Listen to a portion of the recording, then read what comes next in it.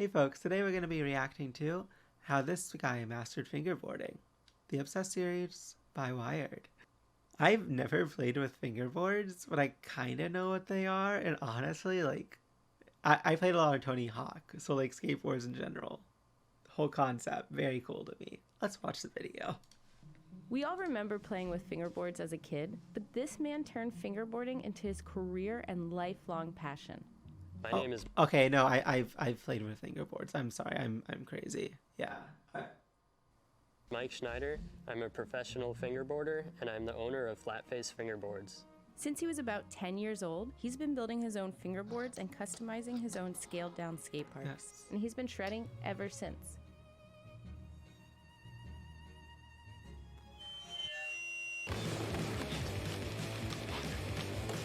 Yeah, that's a great edit. Learning a new trick, do you think it's more painful on a skateboard or on a fingerboard? Learning a trick on a real skateboard is definitely more painful because you can actually get hurt doing it. Makes sense. Oh. So I started fingerboarding in 4th grade. I had just started skateboarding shortly before that, and I was totally hooked. It was awesome. And so kids in my 4th grade class had fingerboards, tech decks, and they were playing with them during class and during recess, and I just thought it was the coolest thing ever, so that's where it all started. A lot of my first fingerboarding was done on books, and we would stack them to make stair sets and stuff like that, so you can be really creative and you can fingerboard just about anywhere.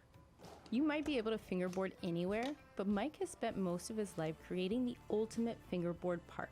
Oh, that's so He spends cool. well over 40 hours a week surrounded by miniature skateboards and his collection of tiny skate parks. We are in the Flatface Fingerboards building in Draycote, Massachusetts. It's basically a huge building full of fingerboard parks. There's at least 25 of them in here, so you can come in and just fingerboard all day long, and it's just an awesome place for people to get together and have fun. The first trick I remember learning was a varial flip. I was trying a kick flip and it kept doing varial flips, so I got really good at varial flips.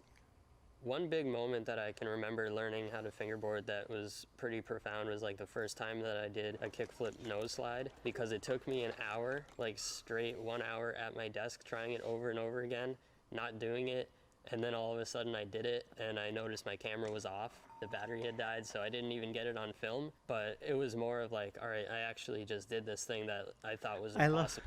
I love the snake in the background. This is actually a really cool place. I love the aesthetic and I like the idea that he has with this. It's really nice. Well, then I realized I could pretty much learn any trick if I just apply myself to it. There's a lot of really complex tricks that I do, and once I do them, they feel easy afterwards, but it takes a long time to get to that point, so it's kind of always growing and evolving over time. 19 years of intense practice has given Mike a catalog of tricks that rivals any skater to grace a Thrasher cover. So the most basic trick is an ollie, and that's just a simple jump where the board appears to be stuck to your fingers, but it's not. The way that it works is that your middle finger is going to pop the board against the ground, where the board kind of gets momentum from hitting the ground, and then you're basically lifting your hand with it, guiding it, and then when you've reached the peak and level out, then you just go back down with it. So once you've mastered the ollie, people usually move on to a kickflip, which is one of these. Basically, you pop it like an ollie, then you flick it with this finger, which makes the board flip. And then when it's done flipping, you land on it, and then you land on the ground. Next, you could learn something like a varial flip, which is a kick flip where the board also turns 180 degrees. Then after that, you could do a tray flip, which is a 360-degree rotation plus a kick flip. That's so cool. Instead of popping straight down with your back finger, you're basically scooping it a little as you pop, like that, and that's what's setting the spinning rotation, and then you're flicking it similar to a normal kickflip with your front finger. Then you can start turning your whole hand with it. You can do a frontside flip, backside flip, spinning the other direction, big flip, which is like a tray flip with the 180. So there's tons of levels, and then you can combine more and more things together. I could do a kick flip to late impossible. So an impossible where you wrap it around your finger, but I can do like a kickflip first. I got it first try. Yeah, it's hard to believe it's so hard when you're making it look so easy. That's the thing, once you learn it, it's not really that hard, but until you get to the point where you can do it, it's super hard. If I That invent makes a trick, sense. I'd probably name it Rhombus after my cat. This is great. Just like real-life skating, Mike is constantly pushing himself to master new tricks. Once you have all kinds of tricks you've learned, you can incorporate them onto different elements of different skate parks, doing tricks in different combinations, so the possibilities are endless.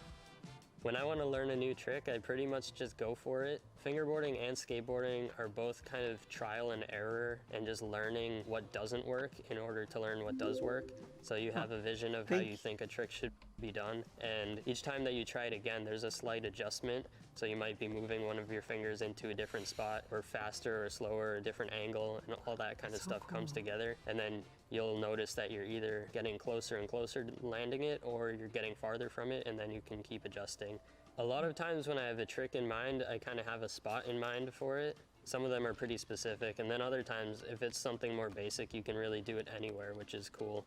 It's still crazy to me, even though I've been doing it for so long, that I built what I built and that I made the boards and everything. Like when I'm using a board that I made, on one hand I'm used to it, but on the other hand it's like, wow, I really made a board that I think, at least for me, it works better than any other fingerboard. So it's really satisfying in that way.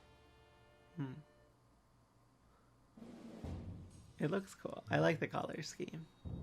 Okay. In his quest for the ideal fingerboard, Mike decided to just do it himself. So in his humble basement in Massachusetts, Mike estimates he's built thousands of decks over the years and shipped them out to customers all over the globe. All right, so we're gonna mold a board here. We're gonna start out by cutting the wood. It's this really thin maple, which is gonna be layered and then molded into shape. So we'll cut 2 plies with the wood grain horizontal, and then there's gonna be 3 with vertical grain.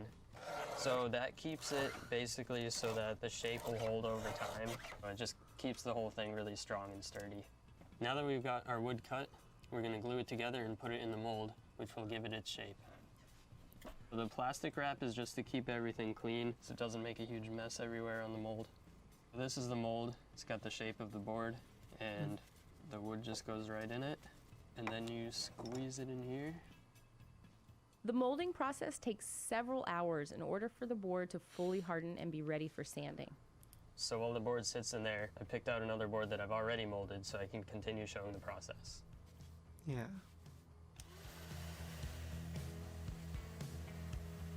So basically, it starts out as a rectangle, and you need to sand it to the right width, and then you have to sand the nose and tail to be round.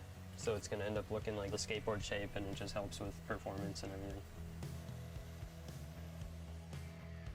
That's so neat. All right, so now Like, the it's so board is exact. finished being sanded into shape. As you can tell, it's got that skateboard shape to it, and it's pretty much ready for the next step. Mike's process for lacquering and finishing his boards is proprietary. But after several hours, that recently sanded piece of wood looks and feels just like a real skateboard. The editing in this video is like so consistently in a style and like funny. I really like it. It's also like quick. First, we're gonna put the trucks on. These are made in Germany, and they're super realistic, just like a real skate truck, and they have bushings they can turn, and they got lock nuts and all that. So they're gonna screw on to the board pretty much how you would do it on a skateboard. Luckily, most people like to put their own boards together, so we pretty much just sell the parts and people do it themselves. I think my favorite part of putting together a board is kind of the whole thing. Like, each step is pretty satisfying. The way that the trucks go on when the holes are perfect is nice, and then just getting the wheels on and putting the tape, it's just a really good feeling. Like, Yeah. anytime you set up a new board, it's really exciting no matter what. And there it is. The decks have evolved a lot. The first ones that I made, You can see how much he enjoys it. I appreciate that. Like, he really has a lot of fun doing like every aspect of like kickboarding, of fingerboarding, and also skating. Like, it's really neat how like both like that. And I think like obviously he's a little more like into all the realms of fingerboarding than he is skating. But like it's neat how they intersect between each other and how it evolves his fingerboarding passion and how the fingerboarding passion evolves his skating passion. It's also cool.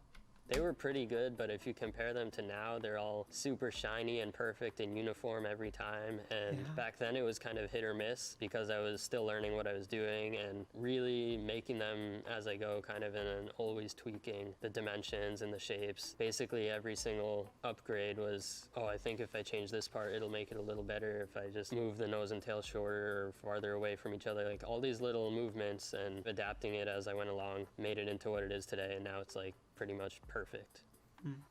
I think my favorite thing about the fingerboard community is just how much joy it brings to everybody, because it doesn't matter who you are or where you're from. It just like everybody gets along really well, and a lot of us have made like lifelong friends through the whole process. You can just do it anywhere. You see the world in a different way because you'll see something that looks like a ramp that nobody who doesn't fingerboard would ever notice. But because you fingerboard, you're just like, oh, I got to do at least one trick on that. And so it just kind of makes the world like more exciting. That was really cool. I really love that video. That guy had like such a cool story and like a cool passion about it, and like just the story of how he like built that passion and like developed it, and he even started creating his own fingerboarding and everything. It was all cool. Fingerboards and everything. It was all cool. Also, I loved his hoodie. But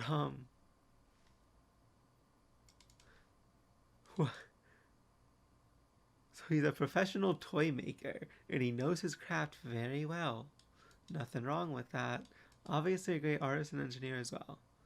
Okay, wait, maybe I feel like, sorry, I think I misread the tone of their comment. Unless they're like, at first I thought they were like saying he's a professional toy maker, blah blah, making fun of him. But I think they might be responding to other comments that were making fun of him. I don't know. And then this guy was his idol. Stopped because fingerboards in his country was like unknown, and people thought he was strange, and the video made them happy, and their inner child is smiling. That's so cool. Honestly, yeah, I think I want to buy a fingerboard. This was really cool. It was neat. I'm gonna see how much they are. Definitely. So thank you so much for watching. Hey folks, Lyarri here. Thank you so much for watching. Remember to like, follow on YouTube, follow on Twitch, and I think that's it. I hope you have a great rest of your day. Bye. I stream Mondays noon EST.